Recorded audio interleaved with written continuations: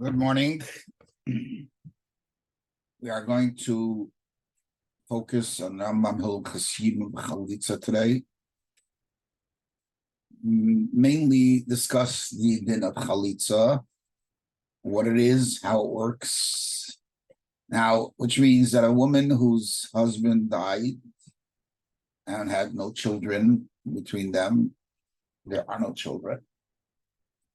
So she, according in the time today we don't do it, but their mitzvah is that a brother of the deceased should marry her, which is called Yibbum. The first time Yibbum is mentioned in the Torah, not in the form of Yibbum, but in the idea of Yibbum, is by Tamar, that when her husband died, his brother married her, but he died, and Yehuda refused to give his younger son to her, and that they told her to wait till he grows up, and so forth. Okay, so if we're going to discuss when Chalitzah kicks in, but if there is no Yibbum, then there has to be Chalitzah. Chalitzah is a process, as we're going to learn, and this process allows the woman to be free and get married. So we are in Perik Dalid. We're going to do Halacha Vav. We're going to do a number of halachas, just quickly, at least discuss what they are. So the first one is Keitzat Chalitzah. How do we do Chalitzah? And he goes on. You bring a shoe made out of leather that has a heel, but there's no flax in it.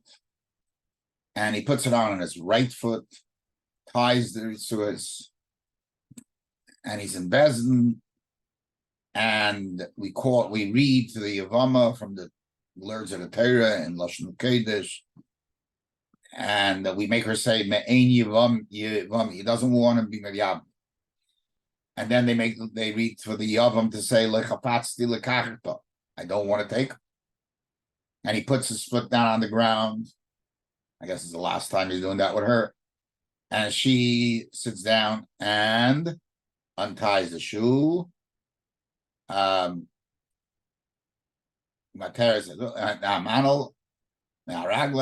she takes off the shoe and she throws it to the ground. And as soon as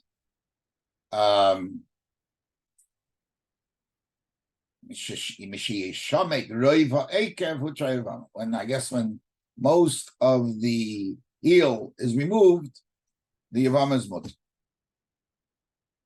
After that, she spits, facing him, that the spit he should see it, and it goes through they should both be standing, and they don't have to see the spit. And then we read further, so it should be done to a man who doesn't want to rebuild build his brother's home, and so on and so forth. Now there's an interesting halacha. There has to be kavona. Sorach shetiskaven hayivama halacha ches shetachleitz loy yiskaven hu sheyachleitz loy. That has to be done with intent. The yasu ma'isen elu lishman. We're going to see soon what kind of kavona it needs. And then he does a review halacha test. Nimtza say the chalitzah kachu, and he goes through the whole seder. And he just gave us the seder. No, yeah. And here comes a very important part. Next two important parts. Halacha Yud Beis. If he does only Chalitzah, she does only Chalitzah. She pulls off the shoe, and she didn't read, nothing. She's kosher. And for sure, if she did more, but that's enough. Then Halacha Yud Daled makes a condition to that, as long as they were capable of reading. But if they're not capable of reading, it doesn't matter. Then it's ma'ak. Okay. Now, and then there's an interesting halacha that only a woman who can get Yibbum can get Chalitzah. Yibbum, Chalitzah. And he gives examples where she's not Yibbum, she's not really Yibbum, and therefore, as long as she's not really Yibbum, she's not really. It has to be first Yibbum, then Chalitzah. Okay, these are all the halachas. So the Chalitzah is a process. Now, not all of the process is ma'akev, but it's ma'akev if you can do.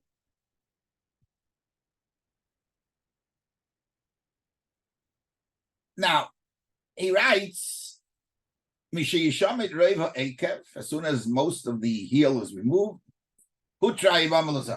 she's ready to get married. Next halacha, if he only did chalitzah, but he just said, what does he have to repeat it for? There, we also have to understand why in halacha test he goes over that say that we said. There's a Gemara in Kedushin that is mind-boggling. Kedushin of Gimel Amud Beis. Gemara wants to know, why does it have to say that a woman can be, the husband and wife can part in two ways? One is he dies, second he gives her a get. Why? But it says there in two ways. Why does it give a number? I mean, anybody reading can figure out that death and get a number two, equal to two. So the Gemara says, Chalitzah. Comes to tell you the Chalitzah don't work. Why would we think Chalitzah works by marriage? It's because we make a kavachayim from Yibbum. Ma Yibbum sheini yetsa beget yetsa b'chalitzah zushi yetsa beget and zushi yetsa b'chalitzah. Kamash v'la. Maybe target a good kavachayim. Safer krisus, safer cursive in the Rabbi. You need to have a get. So we would think there should be chalitzah by a married, by a regular husband and wife. No, doesn't work.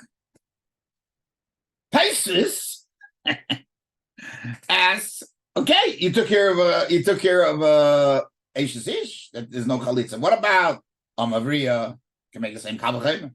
Shivchei Kanainis make the same kavachayim? I say that they should go out with chalitzah. In other words, we're going to use Chalitzah all over. Yeah, and Shiur says a very nice part. The guy with Tesis question doesn't respond to the Gemara's issue. Doesn't explain that, but that wouldn't be applied because it's only an Indian of Easter. Not it takes away Easter. It doesn't take away moment. And Shifra Kananis and Elmavri are financial obligations. Okay, it's not our issue right now, but I just wanted to discuss. But what in the world is the Gemara thinking? That there's going to be a Chalitzah, me'ein Yivami, spit on him because he doesn't want to, me'ein Yivami, lechapatzti lekachta, kochi yasel ish. What in the world does that have to do with an Eishes Ish? It's a pella. Okay, so you're going to tell me, well, we learned that only the taking off the shoe is ma'akev. The rest is not relevant if you don't know. It says clearly that you have to be able to do the rest. Otherwise, it doesn't work. It has to be ru'uya. And the Gemara is lashon real bila and bila ma'akeves. I mean, real bila and bila ma'akeves. Another problem. We just learned you need to be Eilel Yibbum in order to get Chalitzah. You have to have the possibility of Yibbum. Where possibility of Yibbum is here? It's marvelous. I want to just preface with a Hakira that there's a big pace can argue over. That is the Chacham Tzvi and the Shalom Esher. What is the kavanah here that you need to have that we saw? One is that the kavanah is by Chalitzah, is a kavanah of Chalitzah, kinyan, hakno. I need to know that what's going on here. There's a hakno. There's a transaction, so to speak, separation between him and her. Or it's a kavanas hamitz. And they go into details what the difference is halachically. There's interesting issues here, which I'm not going to get into. I just want to bring out the thought. But that leads us to the following. And I want to preface by going back to Perik Aleph and noting something in Perik Aleph, which is really interesting. The Rambam Perik Aleph in Hilchos Yibbum. Mitzvahs esem and atayr shiyav modem eishes achir. The person, there's a mitzvah. Loi rotza liyav oy shaloi rotzas hi. Harei zechelitzah. V'hakachti muteres la'achir. Mitzvahs esem and atayr lachlitz im loi rotza liyav. Now, the Rambam is very organized, but here he seems to be not organized, at least it seems. I mean, he hasn't introduced Chalitzah. He hasn't even told us there's a mitzvah to do Chalitzah.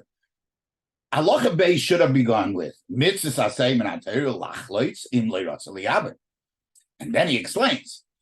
And then will be mutaris. That's all he should have done. Here he writes a whole introduction. Leiratz liyaber. I shall ratz see. Okay,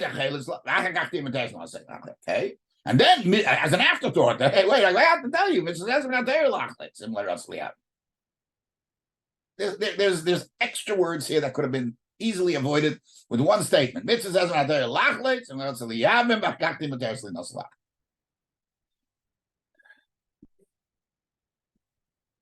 So perhaps we can say that there are two dinim in Chalitzah. There is, and that's what the Rambam does over there in Halacha Beis. He's very exact. First is a din of hakno, as we said. There's a transaction. Then there's a mitzvah. Chalitzah has two parts to it. Now, where I'm getting it, it's not my business. That's his business. But that's what the Chayri is saying in Halacha Beis and Perek Aleph, that there are two dinim. There's the first part, take care of her with Chalitzah. And there's a second din. There's a mitzvah. It's so blatantly clear that the Rambam is putting the mitzvah after he talks about Chalitzah, that the mitzvah is a separate point. If so, we can explain what's going on here. When he says that perhaps that's the act of Haknoah. But there could have been a condition to that, just like there are Tanoim. There's a Tanai, you got to finish up the mitzvah. In other words, the act of Hutter Lazar that he spoke about in Perek Beis, yes, that's only one act. But there could have been a svar to say that since the Torah gave a mitzvah, that mitzvah is conditional. You got to finish on the mitzvah. It's like a Tanai on the Hakno. So that's when he comes along in Halacha Yud Beis. Says no, it's not a Tanai. It doesn't work as a Tanai.